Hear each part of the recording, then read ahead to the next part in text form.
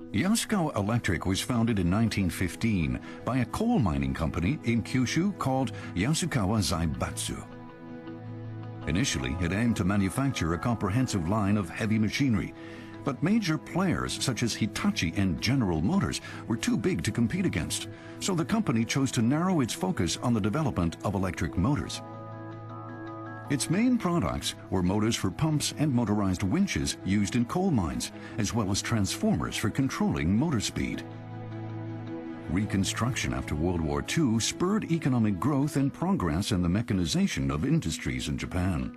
This led to a rise in demand for electric motors. This is a motor from the 1950s developed by Yaskawa. It came with a speed controller and was used in printing presses. However, it took time to reach full speed and was slow to decelerate when switching it off. All of the company's motors functioned similarly. Yaskawa's management thought that since markets were increasingly dependent on productivity, more efficient motors were needed. So the company decided to create a completely new type of motor. It was one that could start and stop more quickly, as well as be controlled for speed and torque. Teruyuki Fukuda was put in charge of developing the new motor.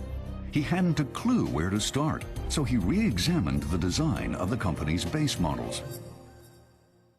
One day, when bathing his daughter, Fukuda had a eureka moment. She had drawn a plum blossom on the foggy bathroom window. The simple drawing triggered Fukuda's imagination. In 1958, he successfully produced a new type of motor that could respond to activation and shutdown instructions 100 times faster than existing standard designs. Rotational acceleration was also dramatically improved, greatly increasing power. This motor design is the basis for Yaskawa's high-precision servo motors. In the 1960s, Yaskawa Electric applied these new motors in the development of its automated assembly lines and pipe welding machines used at its own factories and ironworks. After further refinement, the company successfully commercialized its new motor, calling it the Cup Motor. In 1971, Yaskawa started prototyping a robot based on the improved motors it was using in its factory automation systems. To control the robot's movements, it developed a computer system into which coordinates could be input via an interface called a pendant. 3 years later, in 1974, their first prototype was showcased at an international robotics exhibition in Tokyo. The robot could move horizontally and vertically and rotate the tip of its arm.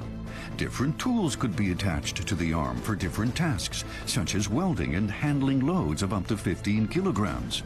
It was clever, but it had a major flaw. Its servo motors were not powerful enough, making it too slow for factory automation. It was Japan's first ever all-electric robotic arm. It attracted a lot of attention, but took no buyers. News came from overseas that a manufacturer in Europe had succeeded in commercializing an all-electric industrial robot. ASEA was a long-standing Swedish company founded in 1883. It specialized in the development of generators and power transmission systems. Yaskawa engineers studied the robot's specs. The IRB-6 had a 5-axis arm with 5 servo motors installed in its base. Though the motors were weak, the arm moved smoothly and quickly. Its unique structural design surprised Yaskawa engineers. Yaskawa contacted ASEA, suggesting they form a partnership. But negotiations fell apart when the two sides failed to agree on the terms, prompting Yaskawa to go it alone in developing a multi-axis robot. It took a year for Yaskawa to complete a prototype.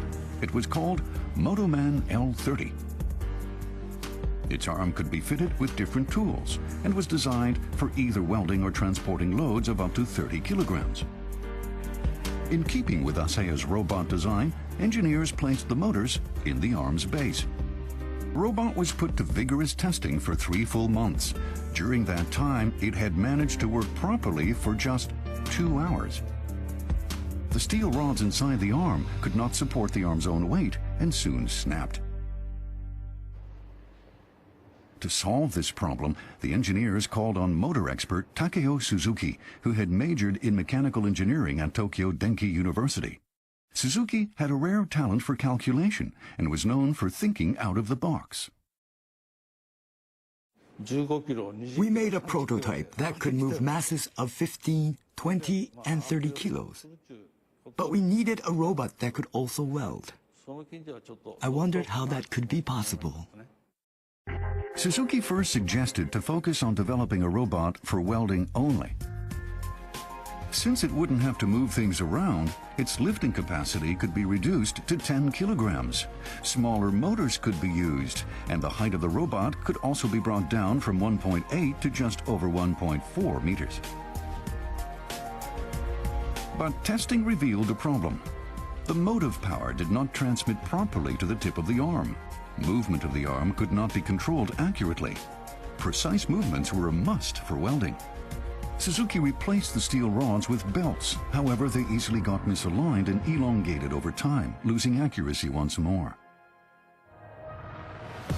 One evening, Suzuki caught sight of a security guard pushing a bicycle with a slipped chain.